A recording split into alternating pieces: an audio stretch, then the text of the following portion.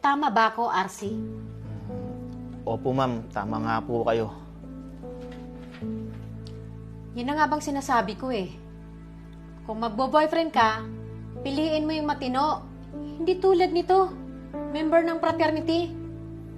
O baka naman gusto mong rekrutin tong anak ko ha? Sa mga prat-prat na yan?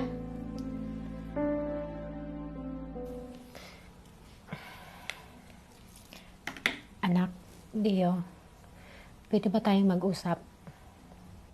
May nakarating kasi sa aking balita. May nalinligaw na daw sa'yo. Bakit hindi mo malang sa akin pinagpaalam? O kaya pinapunta mo siya dito sa bahay? Nang nakilatis ko man lang. Ma, sasabihin ko naman po talaga sa inyo. Hindi lang ako makatsyempo. Saka huwag kang mag-alala, Ma. I assure you na mabait na tao si RC. Tsaka nasa tamang edad naman ako para pumili ng lalaki para sa akin. Aba, kahit nasa tamang edad ka na, bilang nanay mo, karapatan ko pa din malaman kung sino nanliligaw sa'yo. Dahil hanggat nandito ka sa poder ko, dapat lang na malaman kung lahat ng nangyayari sa'yo. Dahil baka mamaya, masamang tao pala siya at mapahama ka pa. Don't worry, Ma. Mabuting tao po si RC. Mabuting tao? Eh, maliligaw mo pa lang siya, di ba? Dapat lang na makilala ko siya bago mo siya sagutin. Nagkakaintindihan ba tayo? Okay, Ma. Huwag ka pong mag-alala. Dadaling ko dito si RC para makilala mo siya. Good. Aasahan ko yan, ha? Gagi tol, nung nakaraan magkakasama kami dun sa kabila eh. Saan? Hindi ka kasi sumama eh. Inimbita kita. Saan? Wala eh, medyo busy ngayon eh. Alam mo na, mayroon tayong napupusuan eh.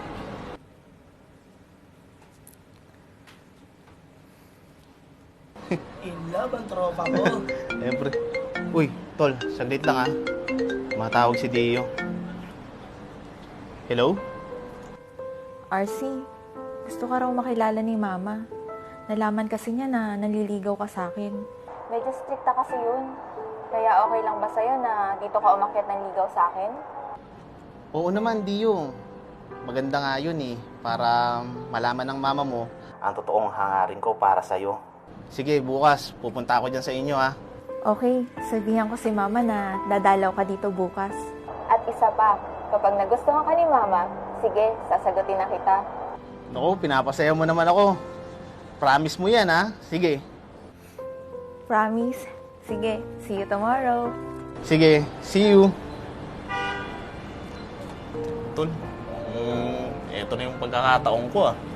Tala, liligaw ka na. Kaya nga eh, pero nakakabahan ako eh. Nakikita ko kasi yung mama niya doon bukas eh. Bakit naman eh, wala ka namang ginagawang masama.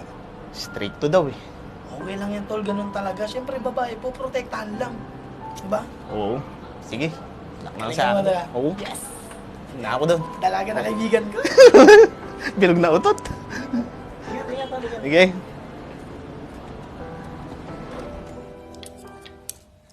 Ma, siya po si RC, yung manliligaw ko. Magandang gabi po, ma'am. Matagal na ba kayo magkakilala ng anak ko? Actually po, ma'am, 2 years na po kaming magkakilala ni Dio. Kasi same university din po kasi kami. Anak, 2 taon na kayo magkakilala ng lalaking to. Hindi mo alam? Member siya ng fraternity? Tama ba ako, RC? Opo, ma'am. Tama nga po kayo. Yun na nga bang sinasabi ko eh. Kung magbo-boyfriend ka, piliin mo yung matino. Hindi tulad nito, member ng fraternity. O baka naman gusto mong rekrutin tong anak ko ha? Sa mga prat-prat na yan? Ma, mabait naman po si RC. Ma'am, wala naman po talaga akong balak na pasalihin si Dio sa amin. Nandito po ako para... Para ano? Alam ko na yan eh. Mga kalukuhan nyo. Tapos ano? Manggugulo kayo? Gusto nyo pang idamay itong anak ko sa mga kalukuhan nyo, ha? Ma, huwag ka naman po magsalita ng ganyan. Tumigil ka. Pumasok ka dun sa kwarto mo. Dali!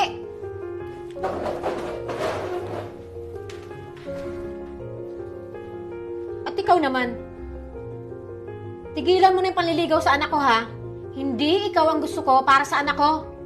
Nagkakaintindihan ba tayo, ha? Opo, ma'am. Pasensya na po kayo. Sige po, maraming salamat po.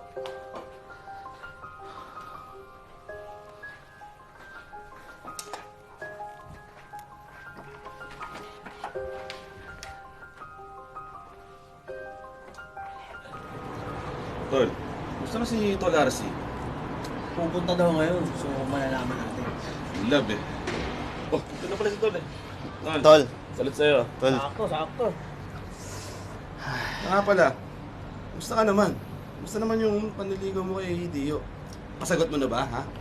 Oo nga, Brad. Ang tagal mo nang naliligaw kay Dio. Nakuha mo na ba yung matamis niyang oo? Alam niyo mga brad, mukhang malabo ko na mapasagot si Deo. Paano? Pumunta ako sa bahay nila. Ayun, nakita nung mama niya, naka-frat-shirt ako. Nalaman tuloy na isa akong member ng fraternity. Tapos yun, nagalit. Sinabihan pa ako na hindi daw ako yung karapat-dapat na lalaki para sa anak niya. Eh, hindi naman akong hinayaan na magpaliwanag. Grabe naman yung Tol. Paano ba naman tayo nila maiintindihan sa sitwasyon natin? Eh, yung mga binabalita sa TV, eh, masama tayo mga frat. Tol, may mga projects naman tayong ginagawa eh. Like community service. Tsaka nagdodonate din tayo sa mga charity. Hindi lahat ng frat masama, Tol. Tama yun, Brad. Hindi man lang nila nakita na hindi lahat ng frat ay masama. Tulad ng frat natin. Kaya nga tinayo yung frat natin kasi tayo yung magtuturo ng maganda at mabuti sa mga kabataan. Tama yun. Oo nga, tol. Eh, paano ba nila maiintindihan yun, tol? Eh, sirang-sira tayo sa social media. Alam nyo, tol, parang kayo na yung pangalawang pamilya ko, eh. Parang tunay na kapatid na turing ko sa inyo, eh. Lamang lang ako ng 2 paligo sa inyo. Pero, mga brad, kidding aside, alam nyo, sirang-sira tayo sa social media, eh. Porket kasi may ginawang kasalanan yung isang member natin, akala ng iba, eh, tayo na yung lahat, pare-pareho. Sabi nga nila, ang kasalanan ni Pedro ay hindi kasalanan ni Juan. Eh wala. Inuhusgahan nila tayo agad eh. Tama yun. Alam mo, Brad, hayaan mo na yun. Basta alam mo sa sarili mo na hindi ka masamang tao. Tsaka lahat namang fraternity, Brad, hindi masama eh. Hindi lang nila nakikita lahat yun. Tsaka pati ibang grupo, Brad. Hindi lang tayo. Lahat to. Tanda mo, Brad. Nandito lang kami para sa'yo. Magala. Salamat sa inyo mga brad. Salut, Tol. Salamat. Si Papa God, kilala mo?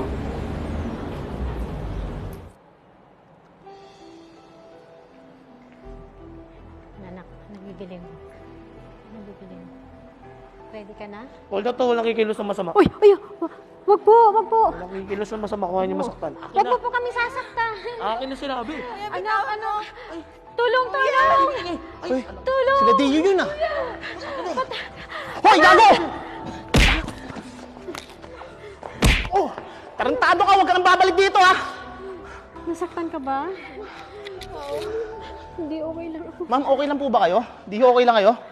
Ito na po yung bag niyo, ma'am. Ay, salamat, RC. Mabuti na lang dumating ka. Paano na lang kung nakuha ng snatcher tong bag ko? Salamat, RC, ha. Niligtas mo ang buhay namin ng mama ko. Naku, wala yun. Ginawa ko lang naman kung ano yung dapat eh. Iho, pasensya ka na ha. Kung hinisgahan kita noon dahil sa pagiging fraternity mo. Actually, totoo pala yung sinasabi ng anak ko na mabait ka pala talagang tao. Naku po ma'am, kalimutan nyo na po yung mga nangyari.